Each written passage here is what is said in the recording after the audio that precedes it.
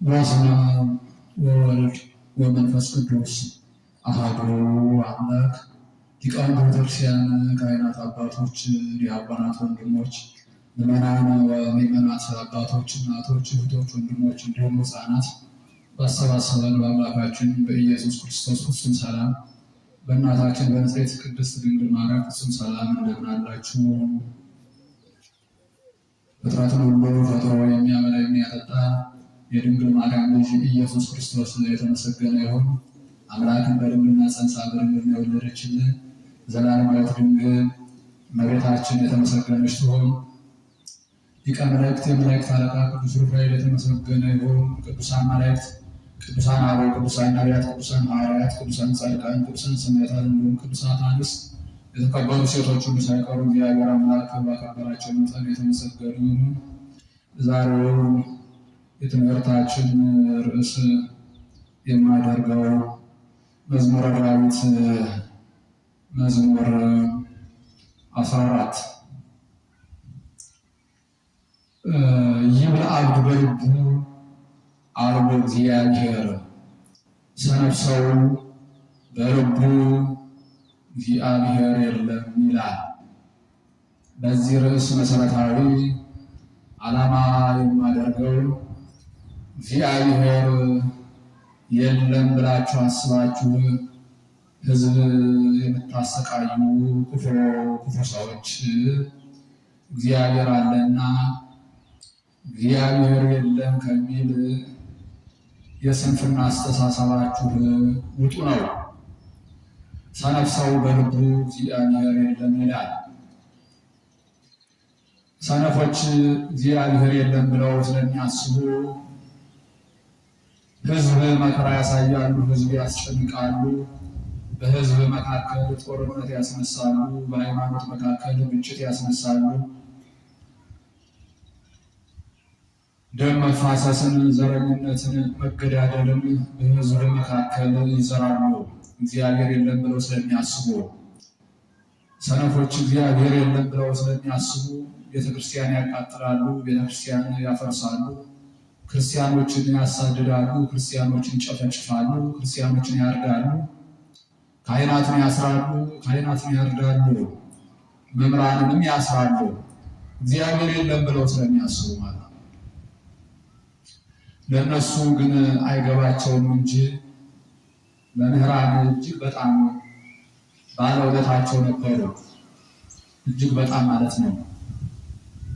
መምህራን እኮ ብዙ አመፀኞችን፣ ሌቦችን፣ ወንበዴዎችን፣ ዘራፊ፣ ቀማኛ፣ ገዳዮችን ሁሉ በእግዚአብሔር ቃል ልባቸውን አቅልጠው በመልካም ሰብዕና እንዲጓዙ ከክፋት እንዲርቁ በእውነት መንገድ እንዲኖሩ አድርገው ከወንጀል የሚያነጹ ናቸው መምህራን። ታዲያ የእነሱ አፈሙዝ አይደለም ሌቦችን፣ ወንበዴዎችን፣ ቀማኞችን በስርዓት እንዲሄዱ የሚያደርጓቸው የመምህራን አንደበት ነው።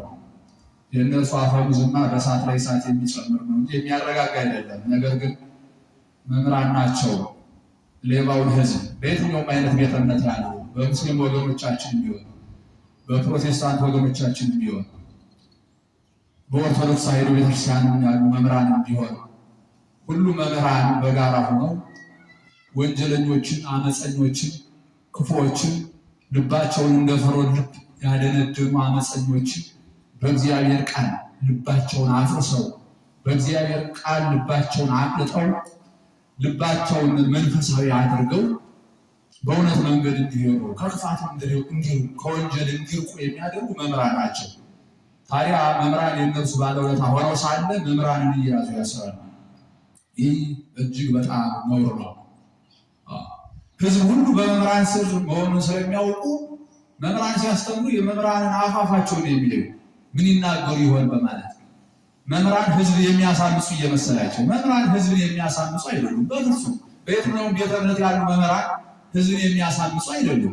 የሰላም አምባሳደሮች ናቸው መምህራን እንጂ የክፋት አምባሳደር፣ የአመፃ አምባሳደር አይደሉም መምህራን በፍጹም ማለት ነው። የሰላም አምባሳደር ናቸው መምህራን። ይህ ማወቅ አለባቸው እና መምህሮቻችንን ፍቱልን።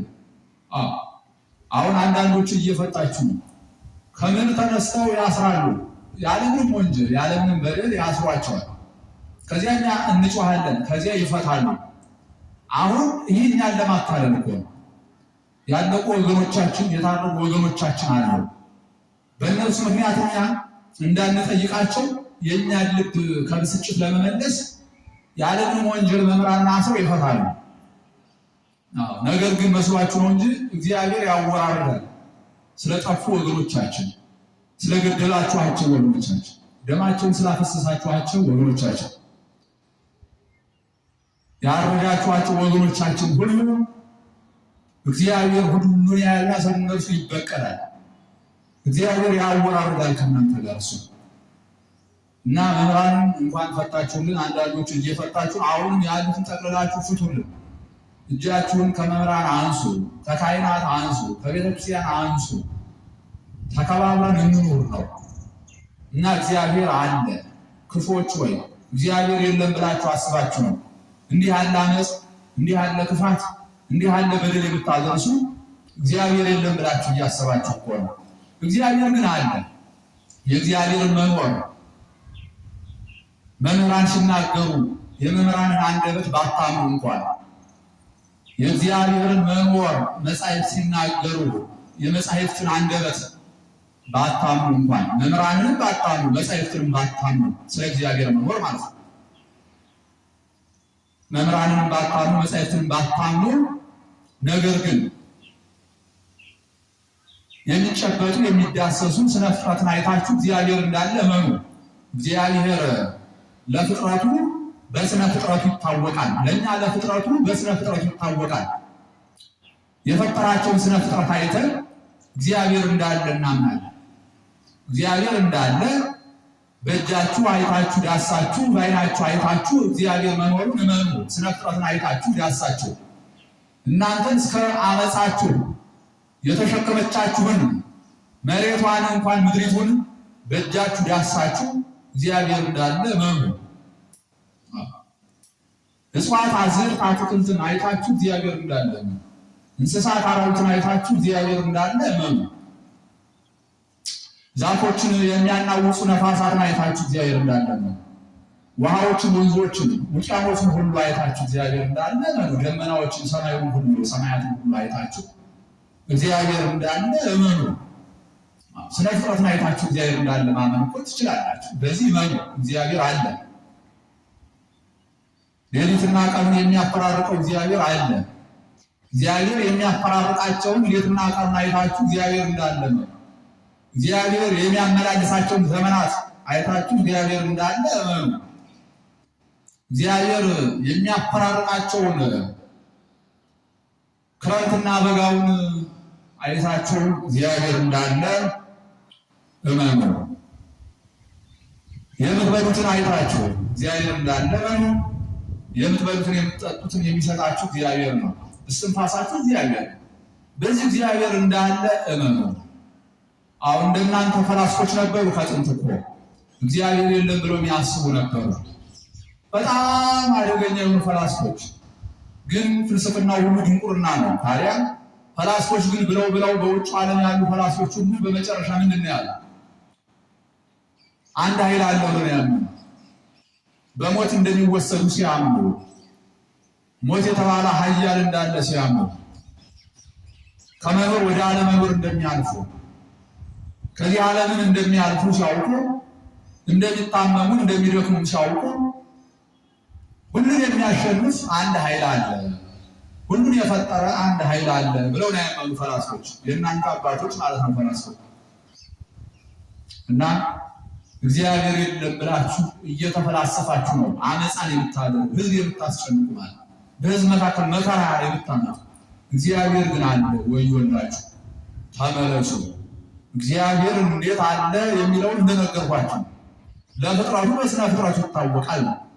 ስለዚህ ከጥፋታችሁ ተመለሱ፣ ከጥፋታችሁ ተመለሱ። ሰይጣንን አታገልግሉ፣ የሰይጣን መሳሪያ አትሆኑ።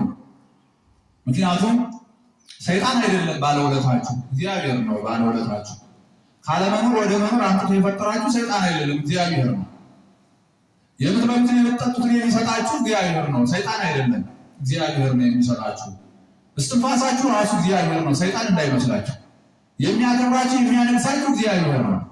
ዝነኛ የሚያደርጋችሁ እግዚአብሔር ነው። ጤናችሁን የሚጠብቅላችሁ እግዚአብሔር እኮ ነው። ጤናችሁን የሚጠብቅላችሁ ሰይጣን እንዳይመስላችሁ። ሰይጣን አጥፊ ነው፣ ምቀኛ ጠላት ነው። ከጥንት ለ5500 ዘመን በመከራ እንድንኖር መንጸፈ ደይን ወርደን እንድንኖር ከገነት ያስወጣን ጠላታችን ነው ሰይጣን። ሕይወታችን ግን እግዚአብሔር ነው። ሰይጣን ሞት ነው። ሰይጣንን አትከተሉ፣ ሰይጣንን አታምልኩ፣ በሰይጣን መንገድ አትሄዱ። እግዚአብሔርን አምልኩ፣ እግዚአብሔርን ፍሩ። ሁሉ ነገራችን እግዚአብሔር ነው። ጠባቂያችን እግዚአብሔር ነው። እንደው ጠብቆቱን እንኳ ጥበቃውን እያያችሁ እግዚአብሔርን ውደዱት። ከስንት ነገር እኮ ጠብቆናል። እያንዳንዳቸውን በዘመናችሁ እኮ ብዙ መከራ ገጥሟቸዋል። ከብዙ ሰይፍ እንኳ እንምጣቸዋል። እግዚአብሔር ጠብቆላችሁ፣ እግዚአብሔር ጠብቋችሁ። የመጣውን ሰይፍ እግዚአብሔር ገፍቶ ወርውሮላችሁ። ሰይጣን የሰነዘረባችሁ ሰይፍ እኮ እግዚአብሔር ወርውሮላችሁ ከመቅሰፍት እኮ ድናችኋል። ሰይጣን ከሰነዘረው ጥይት እኮ ተርፋችኋል። እግዚአብሔር ጠብቋችሁ ማለት። አጋንንት ከሳሉት ከወረወሩ ሰይፍ እኮ አልጣችኋል በዘመናቸው። እግዚአብሔር ጠብቋችሁ ከተለያዩ አይነት አደጋዎች አጋንንት ከሚሰነዝሯቸው በመኪናም ይሁን በአውሮፕላንም ይሁን በውቅያኖስም ይሁን በመርከብም ይሁን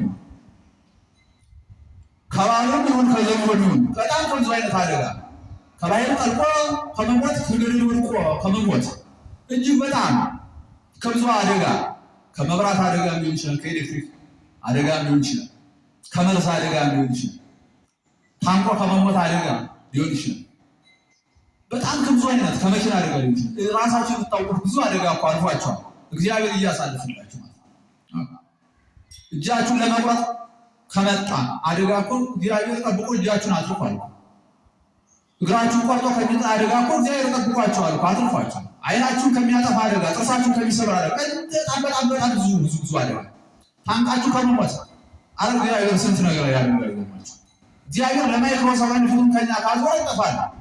ጴጥሮስ ትተኛለህን ብሎ ቢጠይቀው ጌታ ምን አደረገ? በጽዋ ለጴጥሮስ ወይን ሰጠው። በኋላ እየተጫወቱ ማታ ነው እንቅልፍ መጣበት በጴጥሮስ። እንቅልፉ ሲተኛ የያዘውን ጣለው፣ ተደፋ፣ ጽዋውም ተሰበረ። በኋላ ነቃ ከእንቅልፉ። ጌታ ምን አለ? ጴጥሮስ እኔ ለማይክሮ ሰከንድ ብተኛ ዓለምን ይጠፋል። ከየትኛውም አይነት መከራ ይጠብቀን እግዚአብሔር። ሰይጣንን አትከተሉ ክፉዎች ሆይ፣ በሰይጣን መንገድ አትሄዱ፣ ሞኝ አትሁኑ። ሀብት የሚሰጥ እግዚአብሔር ነው፣ ሰይጣን ከሀብት የተዋረደ ነው። ጸጋ የሚሰጥ እግዚአብሔር ነው፣ ሰይጣን ከጸጋ የተዋረደ ነው። ክብር ዝና የሚሰጥ እግዚአብሔር ነው፣ ሰይጣን ከክብር ከዝና የተዋረደ ነው። ይገርማቸው። ባለጸግነትን የሚሰጥ እግዚአብሔር ነው፣ ሰይጣን ከባለጸግነት የተዋረደ ነው። ጤና የሚሰጥ እግዚአብሔር ነው፣ ሰይጣን በሽተኛ የሚጠብቅ እግዚአብሔር ነው። ሰይጣን ፍጡር ነው፣ አቅም የለውም። እናንተን የመጠበቅ አቅም የለውም። አጥፊ ነው እሱ፣ ትዕቢተኛ ነው እሱ። በትዕቢቱ የተዋረደ መንጸፈ ደይን ወርዶ በመከራ የሚኖር መከረኛ ነው። ክፉ ነው፣ ክፉ ጠላት ነው። ሰይጣንን አትጠሉ፣ የሰይጣን መሳሪያ አትሁኑ። የኢትዮጵያ ሕዝብ ሆይ፣ ክፉዎች ሆይ ከሰይጣን መንገድ ውጡ፣ እግዚአብሔርን አምልኩ፣ በእግዚአብሔር መንገድ ሂዱ፣ ትጠቀማላችሁ።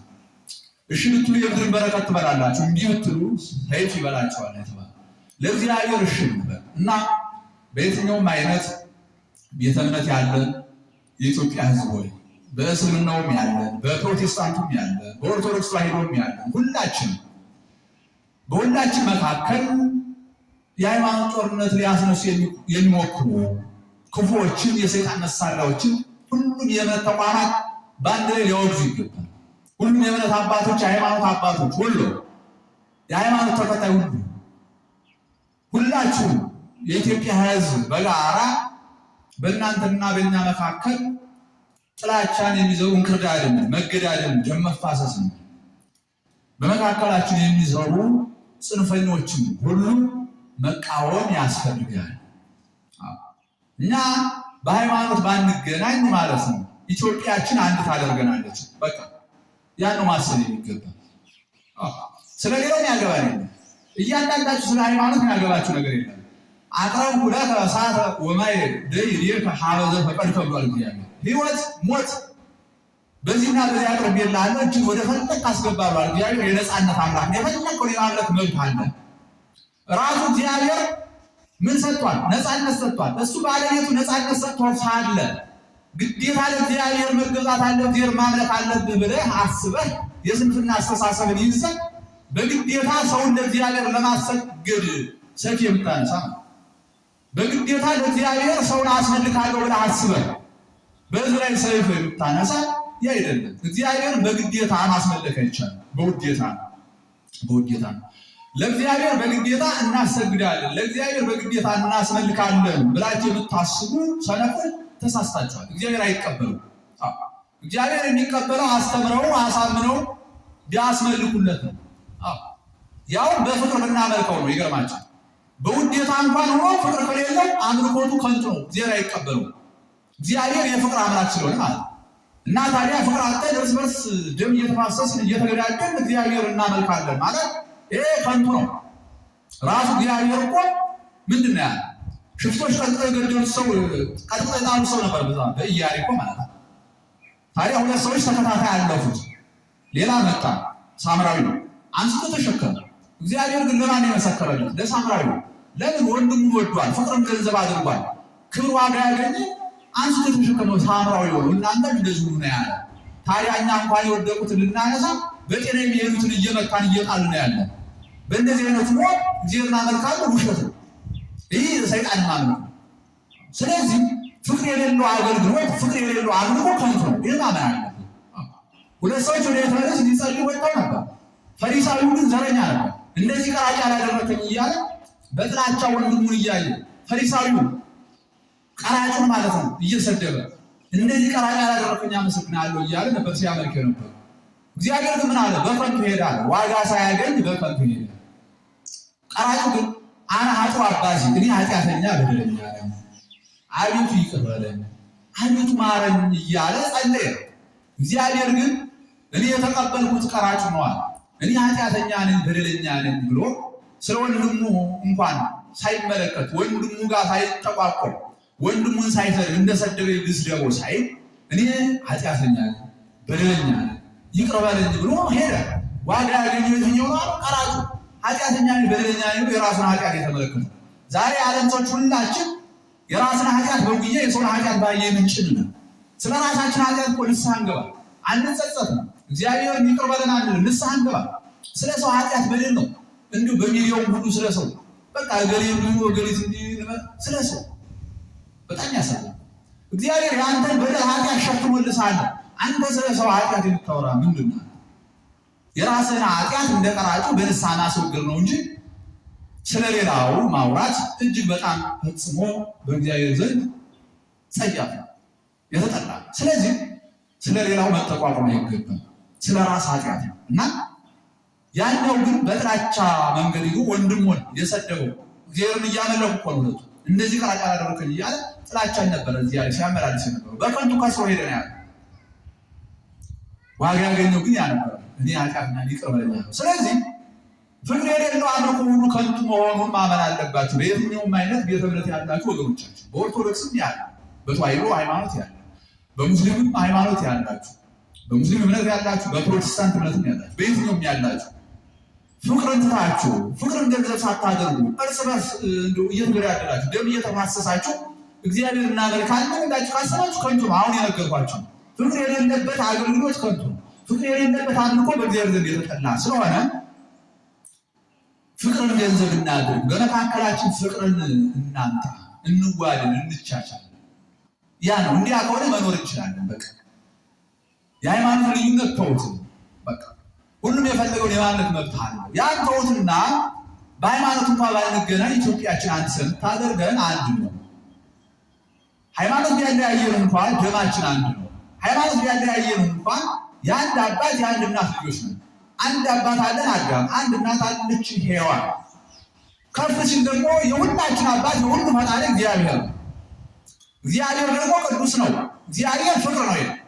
እግዚአብሔር ፍቅር ስለሆነ ፍቅር የባህሪ ገንዘቡ ስለሆነ በፍቅር መኖር ካልቻል፣ ተዋደን ተቻችለን መኖር ካልቻል የእግዚአብሔር ሳንሆን የሰይጣን ነው። ይህም ማሰብ አለ።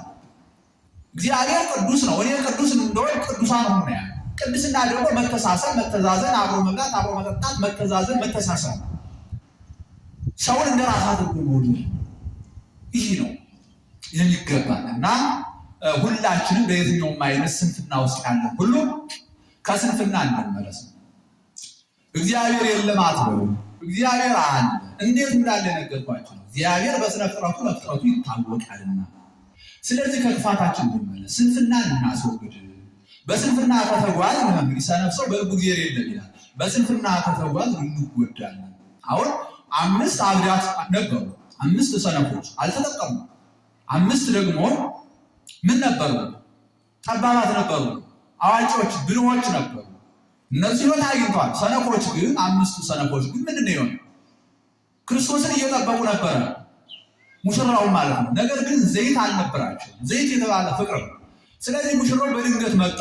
በኋላ ዘይት አበድሩም ብለው ዘይት ያላቸውን ጠይቀዋል። የኛ ለእናንተ አይሆንም ሂዱ ግዙ ብለዋቸዋል። ሊገዙ ሲሄዱ እነዚያ ሙሽራውን ተከትለው ገቡ፣ መብራት እያበሩ። በኋላ በሩ ተዘጋ። ዘይት ይዘው መጡ። ባለቀ ሰዓት እባክህ አስገባን፣ አርህወና ክፈትልን አለ። እሱ ግን ምን አለ? ሁሉ ምን የርጉ ማምስተ እሳት ዘላለም ያለ፣ ወደ ዘላለም እሳት ሂዱ እናንተ የተረገማችሁ የኔ አይደላችሁ ነው ያለ። ለምን? ፍቅርን ገንዘብ አላደረጉም ነበር። እና ዛሬ ባለም ላይ የጠፋው ፍቅር ነው። ሁላችንም ፍቅርን ከህይወታችን አጥፍተናል። ከመካከላችን ፍቅርን አጥፍተናል። ስለዚህ ምሕረት አናገኝም። ፍቅርን ገንዘብ እናድርገው። የቀደሙ አባቶቻችን እናቶቻችንን እንመልከት። እንደ ቀደሙት ተቻችለን እንኑር እና ስንፍናን እናስወግድ። እግዚአብሔር ግን አለ፣ እግዚአብሔር አለ። ስለዚህ ስንፍናችን አስወግደን በእውነት መንገድ እንሂድ። ወብላ በሀፈ ገጽከ ነው እንግዲህ በፊት ላበት ብላ ተረግረ ብላ ተብለናል። ስንፍናን አስወግደን ሰርተን እንለወጥ፣ ሰርተን እንብላ እንጂ ሰርተው ወጥተው ደግሞ ጀግኖች ያገኙትን ንብረት አንዝም። ሰዎች ወጥተው ወርደው ባገኙት ንብረት እየቀናን የሰው ንብረት አናፍስ፣ የሰው ንብረት አናቃጥል፣ የሰው ንብረት አንቀማ፣ አንዝረፍ። ብዙዎቻችን አሁን ስንፍናን ስለምንወድ ሰርቶ ለመብላት እንቸገራለን። ሰርቶ ለመብላት በጣም ራሳችን ስላሰነፍ ምንድን ነው የምናለው? ገለን ቀርነትን ዘርፈን ነው የምንበላ ብዙዎቻችን። ይህ በጣም ወንጀል ነው። ሰርቶ መብላት ነው የሚገባ፣ ሰርቶ መለወጥ ነው የሚገባ። ይህ 40 ቀን ዕድል እያልክ አትሸወድ። በቃ የ40 ቀን ዕድል፣ ይህ 40 ቀን ዕድል እኮ እግዚአብሔር እንግዲህ ሴትም ወንድም በእናቱን ውስጥ የ40 ቀን ጽንስ ሆነው ሳለ ተስቦተ መልክ ይደረጋል። ትንንሽ እግሮች፣ ትንንሽ አይን፣ ትንንሽ አፍንጫ፣ ትንንሽ ጆሮ መልክ ይቀረጻል። አሁን ይሄ በ40 ቀን የሚደረገው ተስቦተ መልክ አለ ማለት እናስ ጠንክረህ ብትሰራ የምትለወጥበትን እጅግ ሰጠው፣ የምትለወጥበትን አእምሮ ሕሊና ሰጠው ማለት ነው። ጠንክረህ ባትሰራ ደግሞ የምትለይበትን እጅግ ሰጠው። ስለዚህ በስንፍና ምክንያት እጃችን እግራችን አጣጥፈን ተቀምጠን የማንሰራ ሰነፎች፣ ስንፍናን ገንዘብ አድርገን በቃ አንሰራም ብለን ብቻ ገሎ መብላት፣ ሰርቆ ዘርፎ መብላት ነው ያለው ኢትዮጵያ። ይህን ነገር ማስወገድ አለ። በእግዚአብሔር ዘንድ በጣም ጸያፍ የተጠላ። ስለዚህ ስንፍናን አስወግደን በፊት ላበት ብላ ጥረግረህ ብላ ነው የተባለ። ጥረግረህ ሰርቶ መለወጥ ነው የሚገባ። በየትኛውም አይነት ስንፍናን ገንዘብ አናድርግ እና ሰነፍ ሰው ግን በልቡ እግዚአብሔር የለም ይላል። እግዚአብሔር የለም ስለሚሉ ነው ብዙ አመፃ የሚያደርጉ። እግዚአብሔር ግን እንዳለ የእግዚአብሔርን ሀልወተ እግዚአብሔርን የእግዚአብሔር መኖር እንዴት ነው የምናውቀው ብለው ሁሉ ነግሬያችኋለሁ። ስለዚህ ሁላችንም የኢትዮጵያ ሕዝብ ሆይ ስንፍናውን እንተው። እግዚአብሔር የለም የሚለውን ስንፍና እንተው። ላለመስራት እጅግ አጣጥፎ መቀመጥን እንተው። ወጥተን ወርደን ሰርተን እንለወጥ። እርስ በርስ አንጋጭ፣ አንጣላ፣ ደም አንፋሰስ፣ አንገዳደል። ይህ በእግዚአብሔር ዘንድ ፈጽሞ የተጠላ ነው። ስለዚህ ሁላችንም በጋራ ሆነን በመካከላችን ጥላቻን የሚዘሩ ዘረኝነትን የሚዘሩ የሃይማኖት ጦርነትን ለማስነሳት የሚሞክሩትን ሁሉ በጋራ ሆነን መቃወም አለብን። እናንተ ልጆቻችሁን ማሳደግ ትፈልጋል፣ እኛ ልጆቻችን ማሳደግ እንፈልጋለን። ተባብረን ተስማምተን እንደ ጥንቱ በፍቅር እንኑር ነው። ሰዓት የለንም። መስዋዕት